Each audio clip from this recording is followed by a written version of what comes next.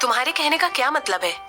ऐसा कहते हुए मनमीत ने तुरंत अपनी आईब्रो हिलाई और फोन की दूसरी तरफ रोती हुई औरत की सिसकियां सुनते हुए उससे बात करना कंटिन्यू करने लगा। इसके बाद वो आगे कहने लगा, ऑलरेडी बहुत देर हो चुकी है, तुम उसे अपॉइंटमेंट के लिए क्यों बुलाना चाहती हो? मनमीत हमेशा जिस शांति के साथ और जिस मनमौजी के साथ बात करता था, वो अब कहीं भी उसकी टोन में दिखाई नहीं दे रही थी।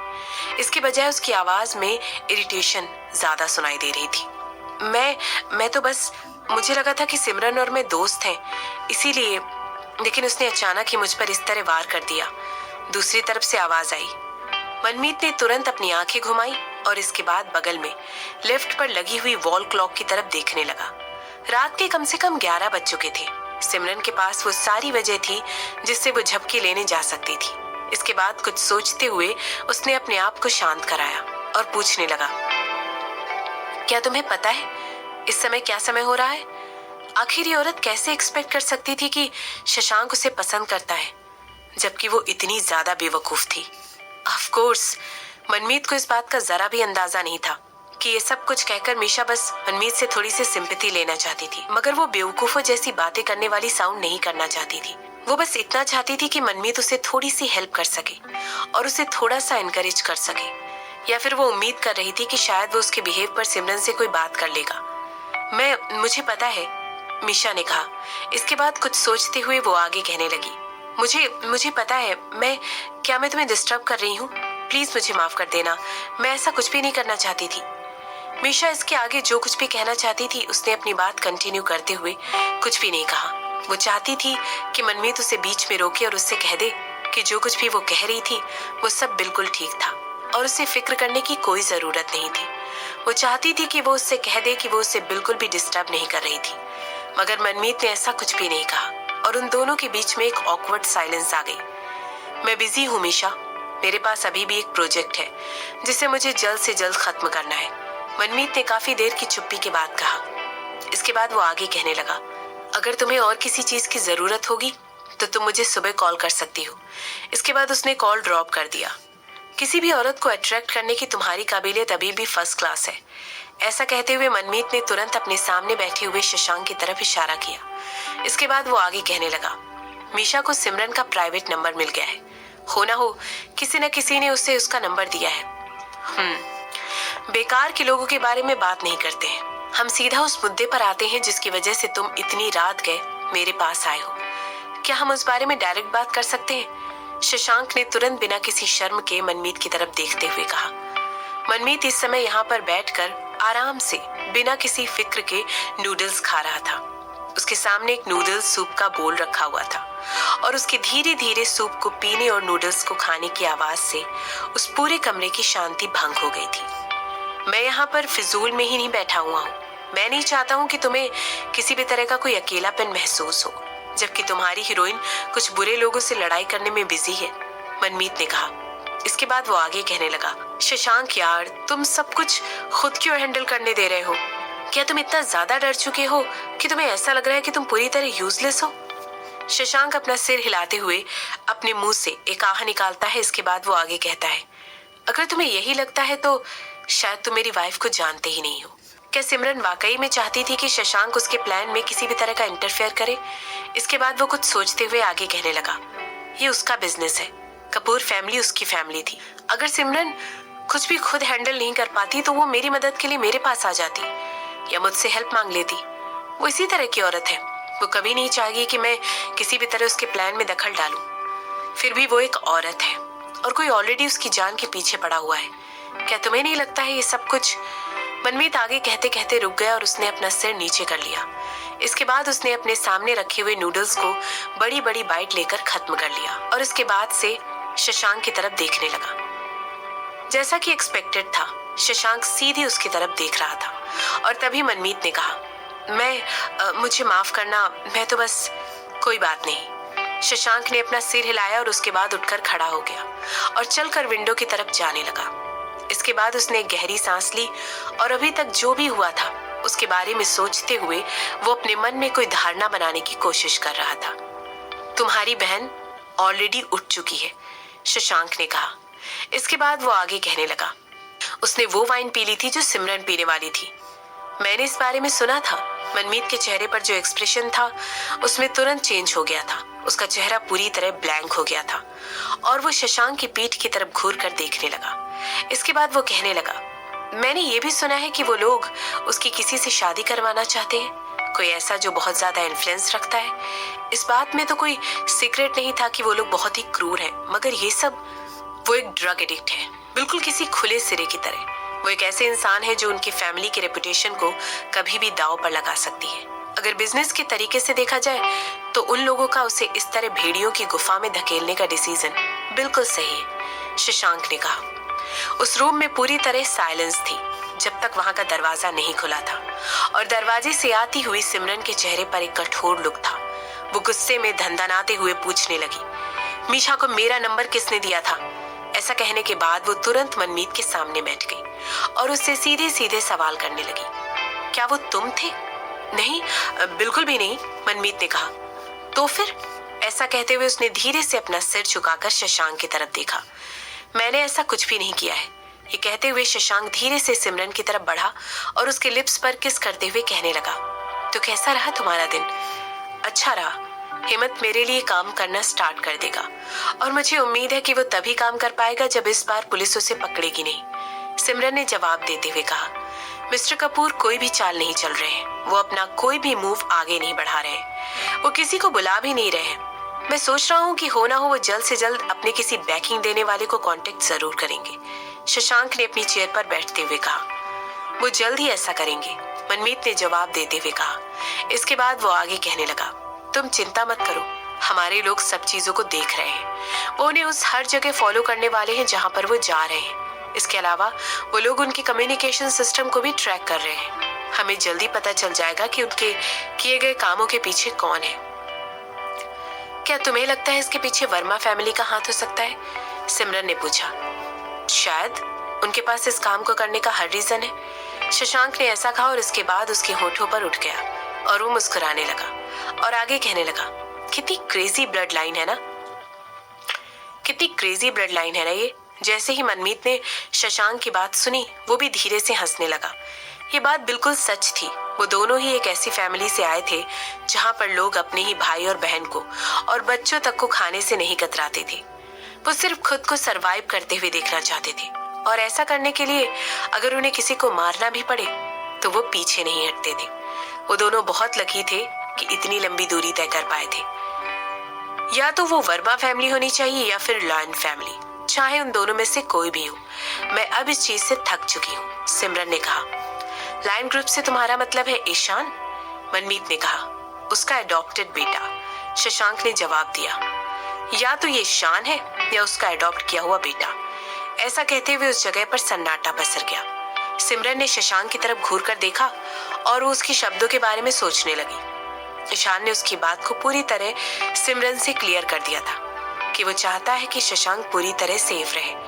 शशांक को फ्रेम करने का सिर्फ एक ही मतलब था कि वो अपने पोते को सुरक्षित रखने के गोल को धोखा देता है और वर्मा कामिनी के अटेंशन से उसे बचाने में सक्षम नहीं होता।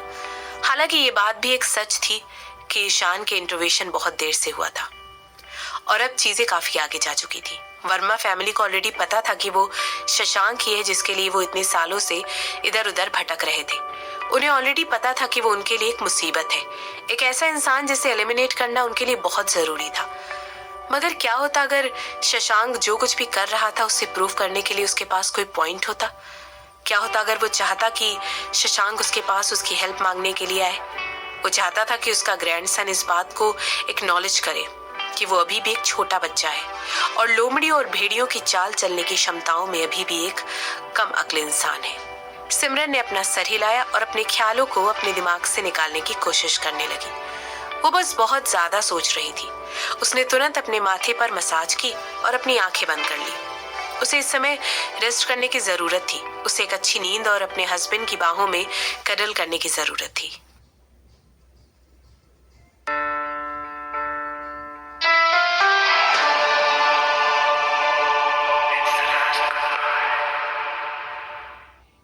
मैं तुम्हारे प्लान के साथ सहमत नहीं हूँ, शशांक ने कहा।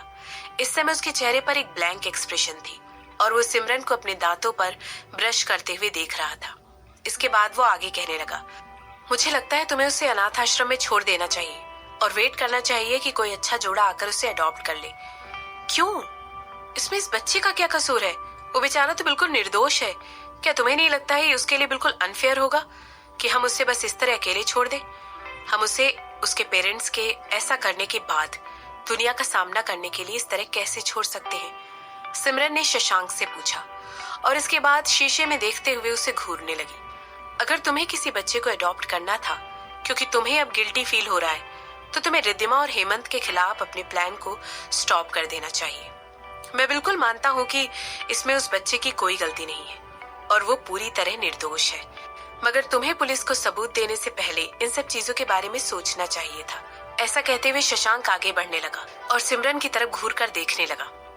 सिमरन माँ बनना चाहती थी, इसीलिए उसके लिए नॉर्मल था कि इतने छोटे बच्चों के लिए उसके दिल में एक सॉफ्ट स्पॉट था। उसके दिल का एक कोना अभी भी किसी बच्चे के लिए तड़प रहा था और ये एक ऐसी बात थी जो शशांक भी किसी हद तक समझ सकता था।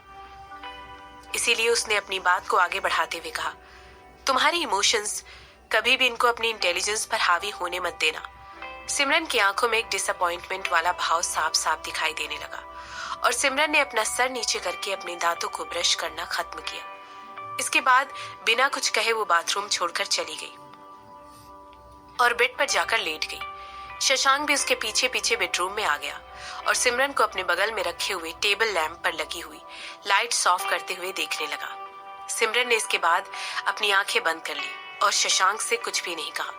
इसके रिस्पॉन्स में शशांक हेल्पलेसनेस में गाना गाने लगा। ये पहली बार था जब उन दोनों के बीच में कोई मिसअंडरस्टैंडिंग हुई थी, लेकिन कितनी अजीब बात थी कि ये मिसअंडरस्टैंडिंग उस बच्चे की वजह से हुई थी जो उन लोगों का था, जिन्हें वो दोनों ही नीचे लाना चाहते थे और पूरी तरह बर्बाद कर देना चाहते थे। वो तुरंत बेड पर बैठ गया और उससे अपने हाथ पकड़ लिए। वो सिमरन के बालों को छूना चाहता था, लेकिन बीच में ही रुक गया और अपने हाथ को पीछे ले लिया। वो सिमरन का पॉइंट समझ रहा था, हालांकि शशांक को अभी भी ऐसा लग रहा था कि ये कोई राइट डिसीजन नहीं है। वो सिमरन की पीठ की तरफ मुंह करके उसे देखने लगा। शशांक खुद एक अनाथ आश्रम में रहा था। वो एक ऐसी जगह पर बड़ा हुआ था जहां पर उसकी तरह ही कुछ अनफॉर्चुनेट बच्चे थे, ऐसे बच्चे जो प्यार से पूरी तरह महरूम थे। उन बच्चों में एक मनमीत भी था। उसने बहुत सारी चीजों को एक्सपीरियंस किया था, बहुत सारी परेशानियां झेली थी। इसके बाद उसे कुछ अच्छे लोगों ने अडॉप्ट कर लिया था। इसकी वजह से शशांक ने अपनी लाइफ का मिशन बना लिया था कि वो पता लगाकर रहेगा कि उसके असली माँ बाप कौन है। अपने पिता की मदद से उसे अपने वंश के बारे में ट्रेस करने की मदद मिल गई थी।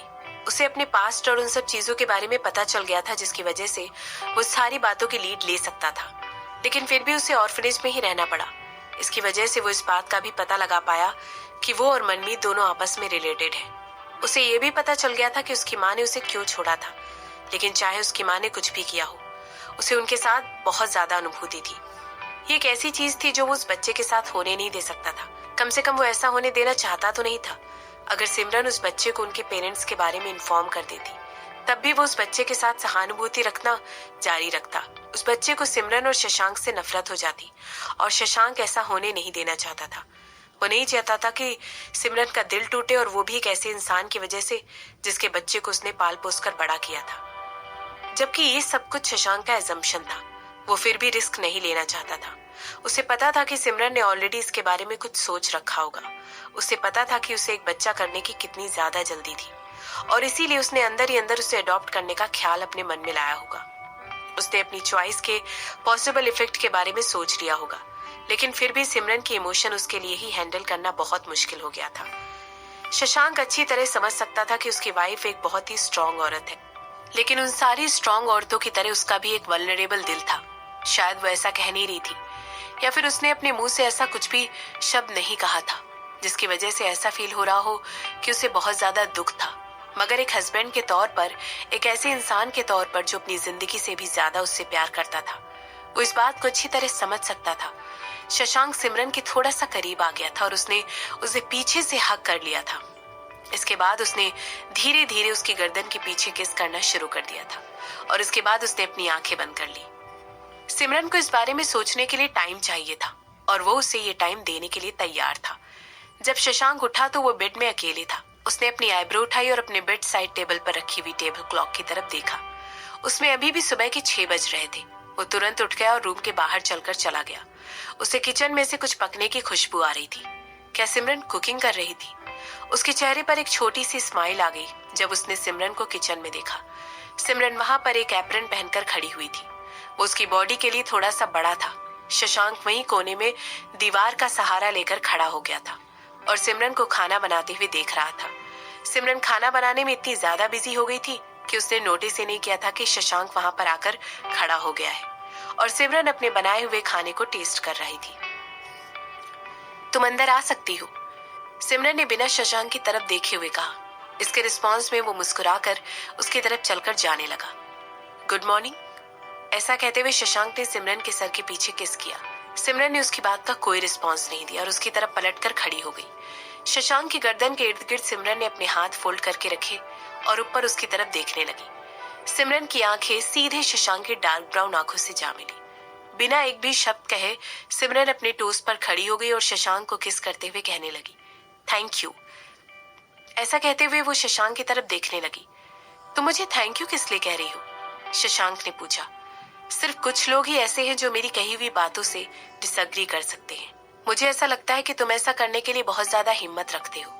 सिमरन ने ऐसा कहते हुए शशांक की तरफ देखा। उसकी आंखें खुशी से चमकने लगी थी। इसके बाद वो आगे कहने लगी, मुझे लगता है जो कुछ भी तुमने मुझसे पिछली रात कहा था वो बहुत ही रिफ्रेशिंग था। रिफ्रेशिंग? शशांक ने पूछा। मुझे बहुत खुशी है कि हमारी रिलेशनशिप एक ऐसे पॉइंट पर आ गई है जहां पर हम दोनों एक दूसरे से कुछ भी कह सकते हैं, जबकि हम इस बारे में पता है कि शायद उस बात की वजह से हम दोनों के बीच में आर्ग्यूमेंट भी हो सकता है। इसका मतलब सिर्फ यही है कि हम दोनों एक दूसरे के साथ बहुत कंफर्टेबल हैं। सिमरन ने मुस्कुराते हुए कहा। शशांक ने अपनी आईब्रो उठाई और आगे कहने लगा, और क्या तुम उस मामले के बारे में मेरी जो ओपिनियन थी उससे भी सहमत हो? क्या तुम मेरी बात मानने के लिए तैयार हो? जो कुछ मैंने कहा, क्या तुम उसके बारे में सोचा है? मैं इस बात से बिल्कुल सहमत हूँ और मैं अपने इमोशंस को इस तरह तुम पर हावी करने के लिए माफी चाहता हूँ। एक रात इस बारे में सोचने के बाद सिमरन वाकई में इस बात को रियलाइज कर पा रही थी कि इससे पहले जो उसने डिसीजन लिया था वो बिल्कुल भी सही नहीं था। कुछ सोचते हुए वो शशांक से आगे कहने लगी, मुझे पता है जो डिसीजन मैंने इससे पहले तुम्हारे सामने लिया था वो बिल्कुल भी सही नहीं था, मगर वो लॉजिकल था।